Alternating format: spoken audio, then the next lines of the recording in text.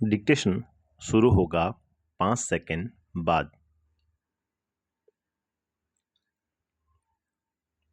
अफसोस इस बात का नहीं है कि मौत बेरहम है विराम। अफसोस इस बात का है कि अस्पताल बेरहम क्यों है। कृष्णचंद्र, जन्म सन 1914, पंजाब के वजीराबाद गांव, जिला गुजरांकलाम। प्रमुख रचनाएं: एक गिरजा, एक खंदक, यूकेलिप्टस की डाली, शिकस्त, जर गांव की रानी, सड़क वापस जाती है, आसमान रोशन है, एक गधे की आत्मकथा, अन्नदाता, हम वहशी हैं, जब खेत जागे, 52 पत्ते, एक वायलिन, समंदर के किनारे, कागज की नाव, मेरी यादों के किनारे, सम्मान, साहित्य अकादमी सहित बहुत से पुरस्कार। मृत्यु सन 1977। प्रेमचंद के बाद जिन कहानीकारों ने कहानी विधा को नई ऊंचाइयों तक पहुंचाया, उनमें उर्दू कथाकार कृष्णचंद्र का नाम महत्वपूर्ण है विराम। प्रगतिशील लेखक संघ से उनका गहरा संबंध था, जिसका असर उनकी रचनाओं में स्पष्ट रूप से झलकता है विराम। कृष्णचंद्र ऐसे गिने चुने लेखकों में आते हैं जिन्होंने बाद में चलकर लेखन को ही रोजी रोटी का सहारा बनाया विराम। पैरा। कृष्णचंद्र की प्राथमिक शिक्षा पुछ, जम्मू कश्मीर में हुई विराम।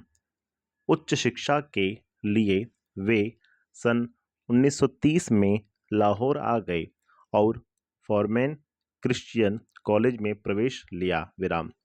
1934 में पंजाब विश्वविद्यालय से उन्होंने अंग्रेजी में एमए किया विराम। बाद में उनका जुड़ाव फिल्म जगत से हो गया और अंतिम समय तक वे मुंबई में ही रहे विराम। पैरा।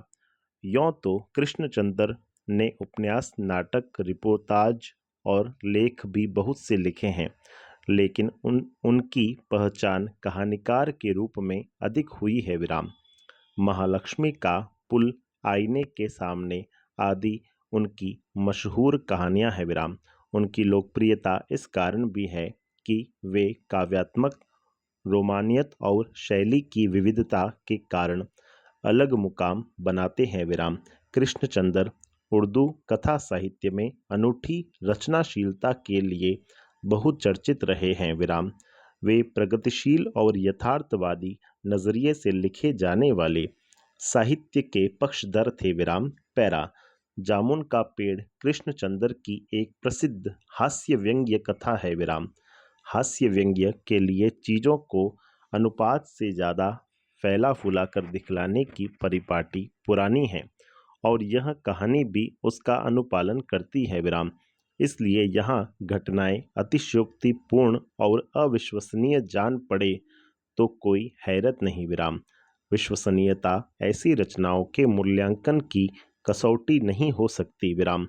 प्रस्तुत पाठ में हंसते हंसते ही हमारे भीतर इस बात की समझ पैदा होती है कि कार्यालयी तौर तरीकों में पाया जाने वाला विस्तार कितना निरर्थक और पदानुक्रम कितना हास्यास्पद है विराम।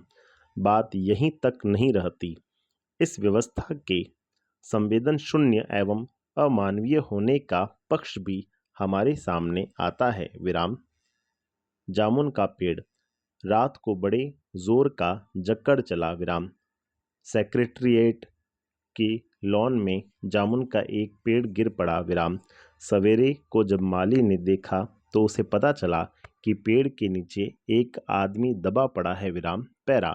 माली दौड़ा दौड़ा चपरासी के पास गया, चपरासी दौड़ा दौड़ा क्लर्क के पास गया, क्लर्क दौड़ा दौड़ा सुपरिंटेंडेंट के पास गया, सुपरिंटेंडेंट दौड़ा दौड़ा बाहर लोन में आया विराम। मिनटों में गिरे हुए पेड़ के नीचे दबे हुए आदमी के चारों ओर भीड़ इकट्ठी हो गई विराम। बेचारा जामुन का पेड़ विराम कितना फलदार था, एक क्लर्क बोला, और इसकी जामुनें कितनी रसीली होती थीं। दूसरा क्लर्क याद करते हुए बोला, मैं फलों के मौसम में झोली भरकर ले जाता था, मेरे बच्चे इसकी जामुनें कितनी खुशी से खाते थे। विराम। तीसरा क्लर्क लगभग रुआसा होकर बोला, मगर यह आदमी। माली ने दबे हुए आदमी की तरफ इशारा किया। विराम। हाँ, यह आदमी। विराम। सुपरिंटेंडेंट सोच में पड़ गया। विराम। पता नहीं जिंदा है कि मर गया। एक चपरासी ने पूछा। विराम। मर गया होगा। इतना भारी पेड़ जिसकी पीठ पर गिरे वह बच कैसे सकता है? दूसरा चपरासी बोला। विराम। नहीं, मैं जिंदा हूँ। विराम। दबे हुए आदमी ने बड़ी कठिनता से कराहते हुए कहा। जिंदा है? एक क्लर्क ने ताज्जुब से कहा। विराम। पेड़ को हटाकर इसे जल्दी से निकाल लेना चाहिए। विराम। माली ने सुझाव दिया। विराम। मुश्किल मालूम होता है। एक सुस्त कामचोर और मोटा चपरासी बोला। पेड़ का तना बहुत भारी और वजनी है। विराम। क्या मुश्किल है? माली बोला। अगर सुपरिंटेंडेंट साहब हुक्म दें तो अभी 15-20 माली, चपरासी और क्लर्क लगाकर पेड़ के नीचे से दबे हुए आदमी को निकाला जा सकता है। विराम। माली ठीक कहता है। बहुत से क्लर्क एक साथ बोल पड़े। लगाओ जोर, हम तैयार हैं। विराम। एक साथ बहुत से लोग पेड़ को उठाने को तैयार हो गए। ठहरो, सुपरिंटेंडेंट बोला। मैं अंडर सेक्रेटरी से पूछ लूं। विराम। सुपरिंटेंडेंट अंडर सेक्रेटरी के पास गया। विराम। अंडर सेक्रेटरी डिप्टी सेक्रेटरी के पास गया। विराम। डिप्टी सेक्रेटरी ज्वाइंट सेक्रेटरी के पास गया। विराम। ज्वाइंट सेक्रेटरी चीफ सेक्रेटरी के पास गया। विराम। चीफ सेक्रेटरी मिनिस्टर के पास गया। विराम। मिनिस्टर ने चीफ सेक्रेटरी से कुछ कहा। विराम। चीफ सेक्रेटरी ने ज्वाइंट सेक्रेटरी से कुछ कहा। विराम। ज्वाइंट सेक्रेटरी ने डिप्टी सेक्रेटरी से कहा। विराम। डिप्टी सेक्रेटरी ने अंडर सेक्रेटरी से कहा। विराम। फाइल चलती रही। विराम। इसी में आधा दिन बीत गया। विराम। पैरा। दोपहर के खाने पर दबे हुए आदमी के चारों ओर बहुत भीड़ हो गई थी। विराम। लोग तरह तरह की बातें कर रहे थे। विराम। कुछ मनचले क्लर्कों ने समस्या को खुद ही सुलझाना चाहा। विराम। वे हुकूमत के फैसले का इंतजार किए बिना पेड़ को अपने आप हटा देने का निश्चय कर रहे थे कि इतने में सुपरिंटेंडेंट फाइल लिए भागा भागा आया। विराम। बोला, हम लोग खुद इस पेड़ को नहीं हटा सकते। विराम। हम लोग व्यापार विभाग से संबंधित है और यह पेड़ की समस्या है जो कृषि विभाग के अधीन है। विराम। मैं इस फाइल को अर्जेंट मार्क करके कृषि विभाग में भेज रहा हूँ। वहाँ से उत्तर आते ही इस पेड़ को हटवा दिया जाएगा। विराम। पैरा। दूसरे दिन कृषि विभाग से उत्तर आया कि पेड़ व्यापार विभाग के लोन में गिरा है, इसलिए इस पेड़ को हटवाने या न हटवाने की जिम्मेदारी व्यापार विभाग पर पड़ती है। विराम। पैरा। यह उत्तर पढ़कर व्यापार विभाग को गुस्सा आ गया। विराम। उन्होंने फौरन लिखा कि पेड़ों को हटवाने या न हटवाने की जिम्मेदारी कृषि विभाग पर लागू होती है। व्यापार विभाग का इससे कोई संबंध नहीं है। विराम। पैरा। दूसरे दिन भी फाइल चलती रही। विराम। शाम को जवाब आ गया। हम इस मामले को हॉर्टिकल्चर डिपार्टमेंट के हवाले कर रहे हैं। विराम। क्योंकि यह एक फलदार पेड़ का मामला है और एग्रीकल्चर डिपार्टमेंट अनाज और खेती बाड़ी के मामलों में फैसला करने का हकदार है। विराम। जामुन का पेड़ चूंकि एक फलदार पेड़ है, इसलिए यह पेड़ हॉर्टिकल्चर डिपार्टमेंट के अंतर्गत आता है। विराम। पैरा। रात को माली ने दबे हुए आदमी को दाल भात खिलाया, जबकि उसके चारों तरफ पुलिस का पहरा था कि कहीं लोग कानून को अपने हाथ में लेकर पेड़ को खुद से हटवाने की कोशिश न करे। विराम। मगर एक पुलिस कांस्टेबल को दया आ गई और उसने माली को दबे हुए आदमी को खाना खिलाने की इजाज़त दे दी। विराम। पैरा। माली ने दबे हुए आदमी से कहा, तुम्हारी फाइल चल रही है, उम्मीद है कल तक फैसला हो जाएगा विराम। दबा हुआ आदमी कुछ नहीं बोला विराम। माली ने पेड़ के तने को ध्यान से देखकर कहा, अच्छा हुआ कि तना तुम्हारे कूल्हे पर गिरा, अगर कमर पर गिरता तो रीढ़ की हड्डी टूट जाती विराम। दबा हुआ आदमी फिर भी कुछ नहीं बोला विराम।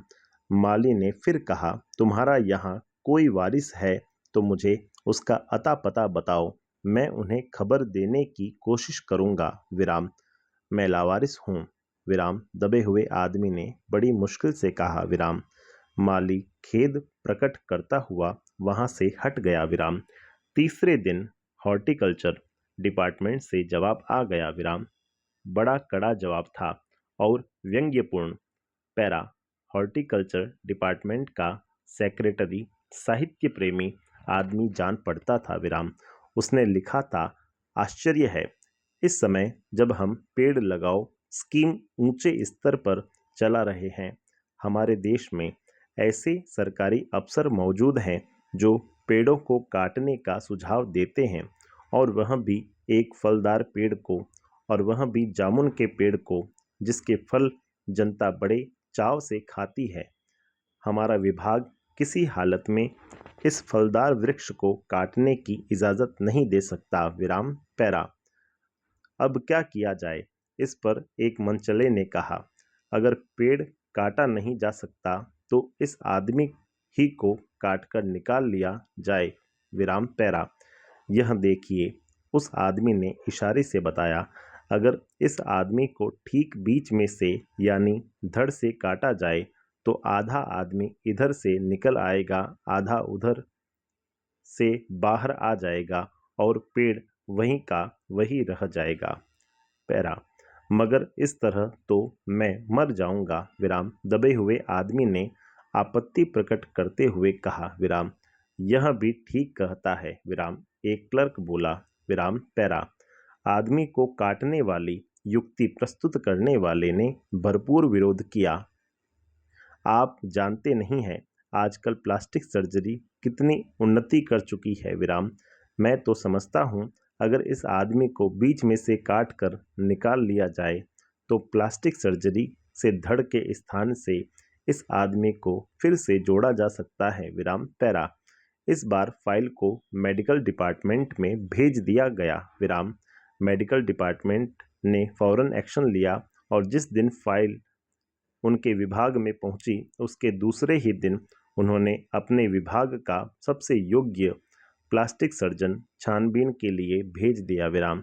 सर्जन ने दबे हुए आदमी को अच्छी तरह टटोल कर उसका स्वास्थ्य देखकर खून का दबाव देखा, नाड़ी की गति को परखा, दिल और फेफड़ों की जांच करके रिपोर्ट भेज दी कि इस आदमी का प्लास्टिक ऑपरेशन तो हो सकता है और ऑपरेशन सफल भी होगा, मगर आदमी मर जाएगा। संपूर्ण विराम।